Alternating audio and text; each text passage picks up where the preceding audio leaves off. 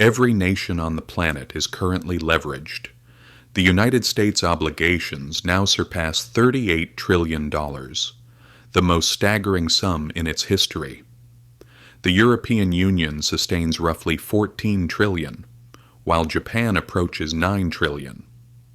Even resource-wealthy kingdoms like Saudi Arabia or industrial titans like Germany and China are anchored by massive liabilities.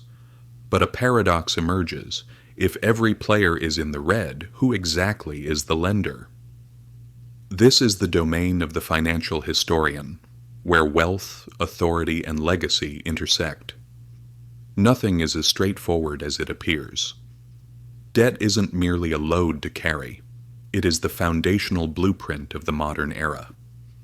Every conflict, every catastrophe, and every cycle of prosperity rests upon this invisible framework of I owe us. If you trace the path of ownership long enough, you reach a startling realization. The world doesn't owe money to an outside party, it owes it to itself. The genesis, war, and the birth of bonds.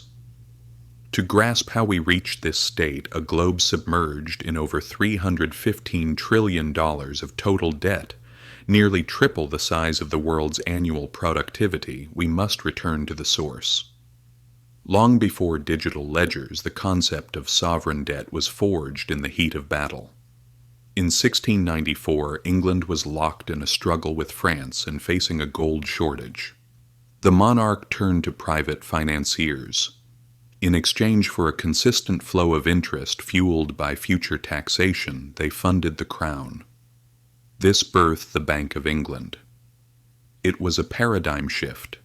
The state could now deploy capital it hadn't yet collected. In return, creditors gained a promise, a government bond that could be traded as a commodity. The capacity to borrow became the capacity to rule. Empires no longer just seized land for gold. They issued paper to harvest interest.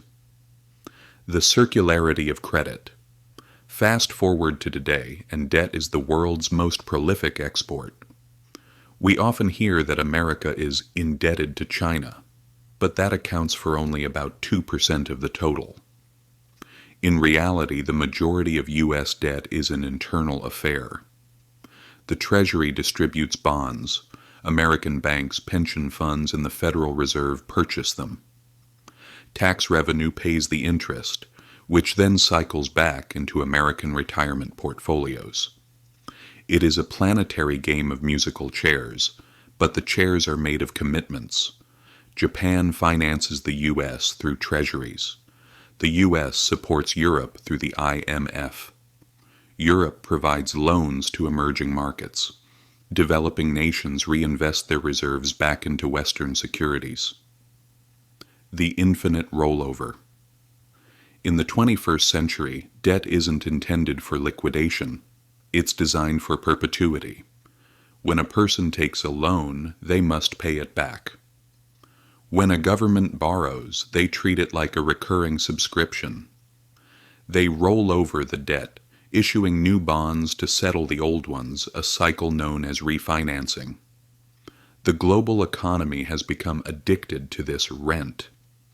If Washington actually paid off its entire debt, the global financial foundation would crumble. Banks would lose their safest collateral, the dollar supply would contract, and markets would freeze.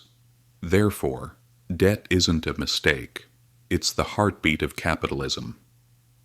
The fragility of trust. This entire pyramid is held together by a single thread, confidence. As long as the world believes governments will continue paying interest, the numbers can expand indefinitely. However, when that faith shatters, as seen in Greece, Argentina, or Sri Lanka, the creditors, the IMF, rating agencies, and anonymous bondholders, suddenly become visible and demanding. Ultimately, owing it to ourselves is a bit of a mask. These interest payments typically migrate upward, moving from the working taxpayer to the institutional elite.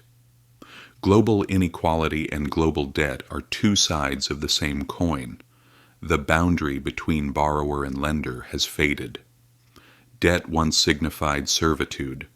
Today, it signifies equilibrium. But if that equilibrium ever falters, the facade will vanish, reminding us that debt is simply a promise and no promise can be stretched forever.